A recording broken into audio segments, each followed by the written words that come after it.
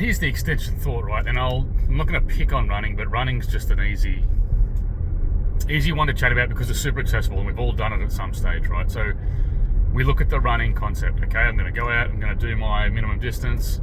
Happy days, really enjoyed it. Okay, I'm going to try running a little bit further next time. Going to try running a bit further next time. But I'm not going to do anything to drive my capacity up, but I'm going to keep running, going to keep running.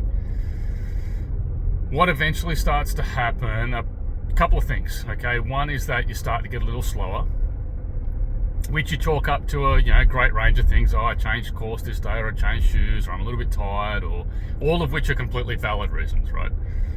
But you continue to run, you don't give yourself the appropriate amount of recovery between efforts. You continue to run, so you aren't recovering. Because you aren't recovering, okay, part like the running that you intended to be a positive training stress is no longer becoming a positive stress, in that a positive stress is something that we've taken the time to adapt to and we get stronger and fitter because of it. It becomes a negative stress.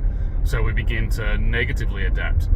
The body begins to simply meet the bare minimum requirements of letting you run, essentially, but it's not letting you run any faster. You might start running in a different way because things aren't healing or adapting as quickly as you'd like them to.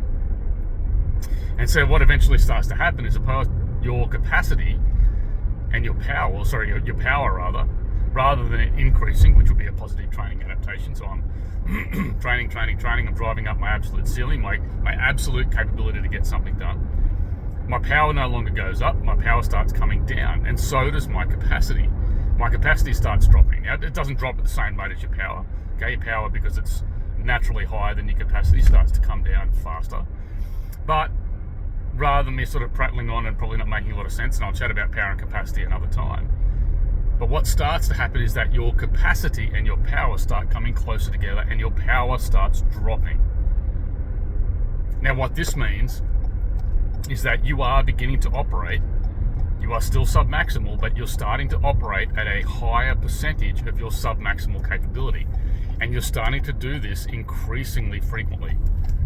Now, what I said before is that your body can't handle the strain of exercising at high intensities for a long period of time, whether that be accumulated or in the acute sense. Hopefully now you can start to see where the dangers lie. If I'm constantly exercising at a high percentage of my maximal capacity, we can start to see that the risk for, we call it injury, training distress, discomfort, however you want to describe it, starts to go up. And if that starts to go up, my performance starts to go down, my frequency starts to go down, my capability trained frequently starts to go down. We'll talk about this a little bit further later as well.